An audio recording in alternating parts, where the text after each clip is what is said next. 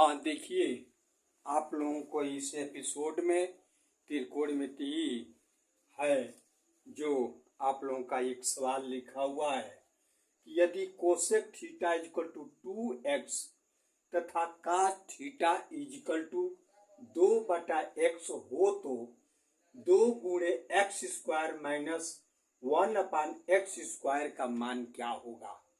तो अब देखिए इसको हल हम कैसे करेंगे। अब यहां पर देखिए एक हम सूत्र जानते हैं कि cosec square theta is equal to 1/cot² theta. ये बात समझ में, सूत्र मालूम है ना। अब इसी का प्रयोग हम इसकी सहायता से इसका मान निकालेंगे। जैसे हम जानते हैं कि हमें ज्ञात है कि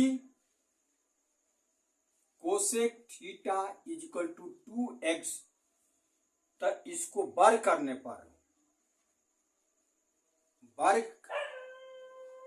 पर cosec square theta is equal to 4x। ये बात समझ में आ रहा ना। ठीक उसी तरीके से इसको भी देखिए कि काट थीटा इजकल टू 2/x हो तो इसको वर्ग करने पर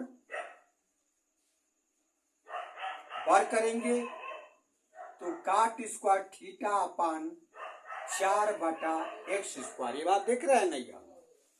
तो हम जानते हैं इसमें इस सूत्र में हम रख रहे हैं ये कि कोसेक स्क्वायर थीटा या cosec square theta is equal to 1 plus cot square theta. तो देखिए कोसेक के जगह पर क्या लिखा हुआ है, यह कोसेक है तो कोसेक का वर्ग किया यहाँ पर। तो देख लीजिए क्या हो रहा है, कोसेक का वर्ग करेंगे हम तो x के रूप में यदि हम रख रहे हैं तो यह क्या हो जाएगा, ये इसको वर्ग करेंगे तो यह स्क्वायर होगा। इसको ध्यान देना, थोड़ा ये गलत लिखा गया था ये। तो यहाँ पर लिखेंगे 4x² आप 1 प्लस काट स्क्वायर की जगह पर 4/x²। ये समझ में आ रहा नहीं है ना, क्योंकि सारे का मान है x के रूप में मैं लिख दिया। अब देखिए जो यह x वाले जो चर है उसको एक तरफ कर रहा हूं, जैसे 4x² इसको इधर लाएंगे तो -4/x² इजिकल टू ये 1। बात समझ आ रहा नहीं है। तो अब देखिए ये दोनों में हम 4 कॉमन ले रहे हैं तो यह x² आप 1/x² इजिकल टू 1।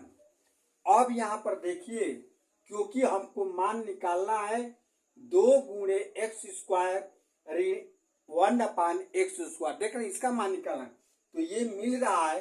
तो हम यहाँ पर अब आप लोगों का ये कर रहे हैं कि ये x² 1/x² इजिकल टू 1/4। जबकि हमको मान निकालना यहाँ पर देखिए 2 है तो हम ये 2 करने के लिए जैसे x² 1/x और यह 1/4 है, यदि दोनों पक्षों में